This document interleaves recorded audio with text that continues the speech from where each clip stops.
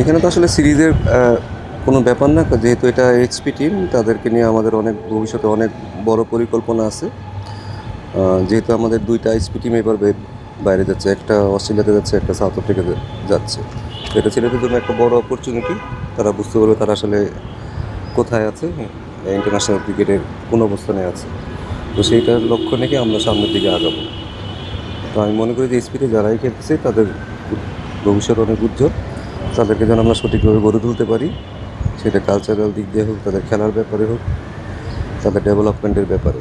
So যেহেতু এটা development side, তো আমরা চেষ্টা করবো তারা যেন দিনকে দিন উন্নতি করে। ইমার্জিং এই দলটাতে আসলে 30+ এজের কয়েকজন ক্রিকেটার আছে, তাদেরকে নিয়ে আলোচনা হচ্ছে। তাদেরকে আসলে কোন প্ল্যানে এই দলটাতে রাখা? দেখুন, এখানে বয়সটা কোনো ফ্যাক্টর না। বয়সের চেয়ে আমার কাছে মনে হয় যে তারা ভবিষ্যতে বাংলাদেশে কী দিতে পারবে না পারবে সেটার উপরে ভিত্তি করে আসলে টিম করা হয়েছে।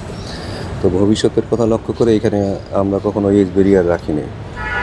কারণ আমাদের দেশে দেখা যায় অনেক ছেলে যারা ন্যাশনাল টিমে ঢুকবে তাদের আসলে খুব বেশি অপরচুনিটি থাকে না।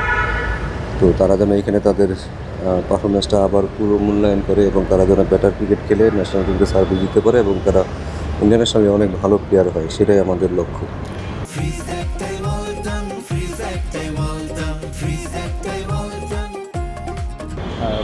যারা একদম ইয়াং আছেন এই দলটা, তাদের মধ্যে কি এমন কেউ আছে বেশি ট্যালেন্টেড যাকে আসলে নজরে রাখবেন? দেখুন, এইচপি মানে হাই পারফরমেন্স মানে হচ্ছে এখানে যারা ভবিষ্যতে একটা হায়ার কিছু অ্যাচিভ করবে, ওরকম মেন্টালিটি, ওরকম ভিশন নিয়ে ছেলেদেরকে নেওয়া হয়েছে। এখানে আসলে কে ইয়াং, কে কার বয়স বেশি, সেগুলো কোনোটাই লক্ষ্য করা হয়নি। তার যদি সম্ভাবনা থাকে সে যে এজে হতে পারে, সেটা আর্লি স্টেজে হইলে ভালো, কোনো সমস্যা নেই। বাট তাকে যেন প্রতিটা মুহূর্তে সে যেন ইমপ্রুভ করতে পারে, সেদিকে আমাদের লক্ষ্য থাকবে। আপনার ন্যাশনাল টিমের যাত্রাটা আপাতত শেষই হয়ে গেল আর কি, আপনি এসপিতে কাজ করবেন। আর ওভারঅল ন্যাশনাল টিমের ফসলটা কেমন ছিল? না, আমার ন্যাশনাল টিমের সাথে যোগাযোগ থাকবে এমন না যে আমি একেবারে ওদের থেকে আলাদা, কারণ এই ছেলেগুলোর সাথে আমাদের একটা লিঙ্ক থাকবে, ভালো একটা যোগাযোগ থাকবে। যে তারা যদি জাতীয় দলে দেখেন, জাতীয় দলে যারা হোয়াইট বল রেড বল আছে তাদের প্র্যাকটিসও আমাদেরই করাতে হবে। তো আমাদের একটা যোগাযোগ সবসময় থাকবে। আমি কখনো নিজের ফিল করি না যে আমি জাতীয় দলের বাইরে আছি। আবারও নিশ্চয়ই তার মানে সুযোগের অপেক্ষা আছে এরকম ব্যাপারটা? না না, সুযোগের তো এখানে সুযোগের ব্যাপার না, এখানে যোগাযোগ থাকবে। যেহেতু প্লেয়ার সবাই, সবার সাথে আমাদের সবার যোগাযোগ থাকবে। আর এখানে আমি কোচিং করাতে আসছি, কোচিংটাই করানোই আমার মূল দায়িত্ব। এখন আমি কোথায় করতেছি সেটা আমার কাছে খুব বেশি ইম্পর্টেন্ট। অনেক দিন পরে আসলে সুযোগ হয়েছে, আলহামদুলিল্লাহ, আল্লাহর কাছে শুকরিয়া যে আল্লাহর মেহরবানিতে আবার সুযোগ পেয়েছি ইমার্জিং দলে।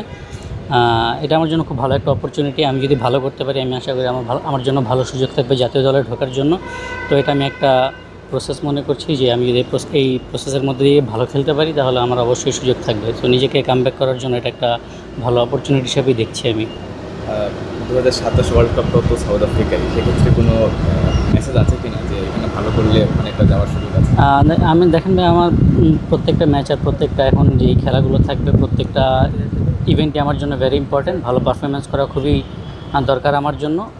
এত দূর নিয়ে ভাবছি না আমি আপাতত এই ইমার্জিং সিরিজটা নিয়ে ভাবছি যে কীভাবে অ্যাজ এ টিম আমরা ভালো করতে পারি, আমি পার্সোনালি ভালো করতে পারি, টিমের জন্য ভালো পারফরমেন্স দিতে পারি, সেটা নিয়েই ভাবছি আর কি। এই যে সময়টা বাইরে ছিলেন, এই সময়টা আসলে কীভাবে কী কাজ করেছেন, নিজেকে প্রস্তুত রাখেন? বাইরে থাকা সবসময় কষ্টের, এটা আসলে আনন্দের কোনো বিষয় না। টিমের বাইরে ছিলাম অনেক দিন, এটা অনেক ডিফিকাল্ট একটা সময় ছিল। বাট সবসময় নিজেকে প্রিপেয়ার রাখার চেষ্টা করেছি, ভালো একটা প্রসেসের মধ্যে দিয়ে যাওয়ার চেষ্টা করেছি।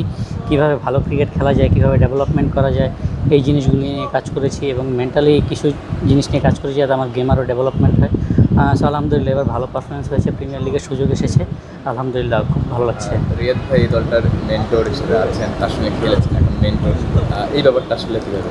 এটা তো অবশ্যই অনেক বড় পাওয়া আমাদের, কারণ এত বছরের ইন্টারন্যাশনাল ক্যারিয়ারের এক্সপিরিয়েন্স আমাদের সাথে শেয়ার করবে, এটা আমাদের জন্য অনেক বড় পাওয়া। যতটুকু সম্ভব আমরা জাতীয় দলেও নিয়েছি, ওনার কাছ থেকে যতটুকু নেওয়া যায়, এখন তো আরও বেশি সময় পাবো। আমরা আশা করি ওনার কাছ থেকে আমরা অনেক ভালো জিনিস নিতে পারবো ইনশাল্লাহ। ওকে ওকে ওকে।